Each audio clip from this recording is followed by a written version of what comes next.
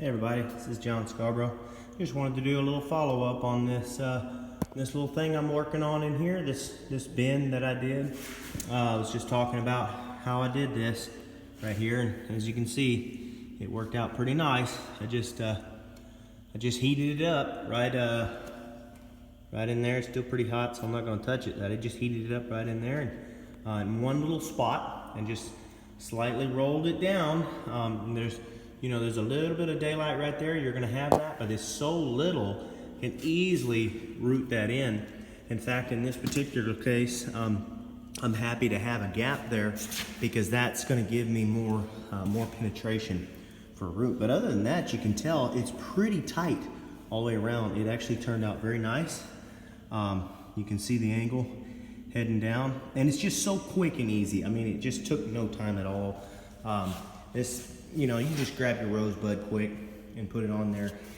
Anyway, guys, just wanted to throw that follow-up video out there. I will say down in here quick, before you do something like that, you're getting ready to do that, it might be a good idea to go ahead and get you a little weld on that end right there. And I would suggest putting some 7018 on that end before you beat this, before you bend that down, just because it's going to be vibrating around, it's going to move it. You want that tacked in there. I wouldn't want to weld it all the way out, obviously. I like to get everything tacked up before I weld everything out. But just a little bit of 7018 specifically, not something else, because if you're just doing a tack, 7018 is much more flexible than any other rod there is.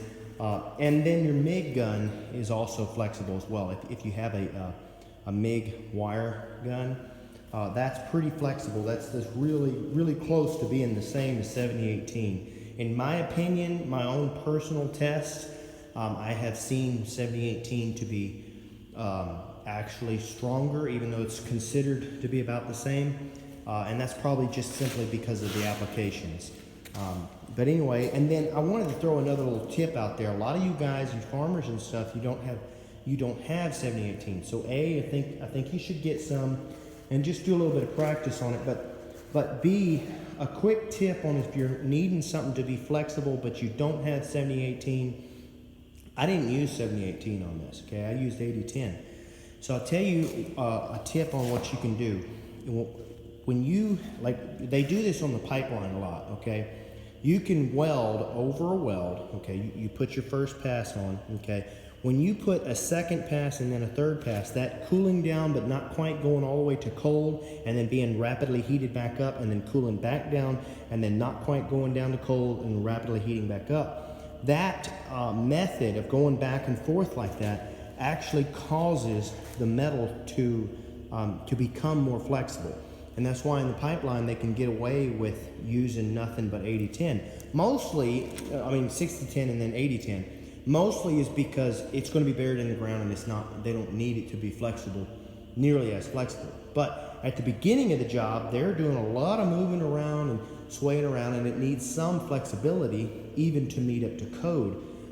So anyway, that's just something you can throw in your toolbox, a quick tip. If you're needing it to be a little bit flexible, at least for a tack-up job like this, you can just tack it, let it cool for a minute, and throw another quick tack on there. Another quick, like when I say tack, I mean like a good 1-inch weld, just like throw a 1-inch weld on it, let it cool, maybe chip it off quick, and throw another good 1-inch weld on there. If you don't have any 7018 available, I ran out. Otherwise, it would have been quicker to have just thrown some 7018 on there.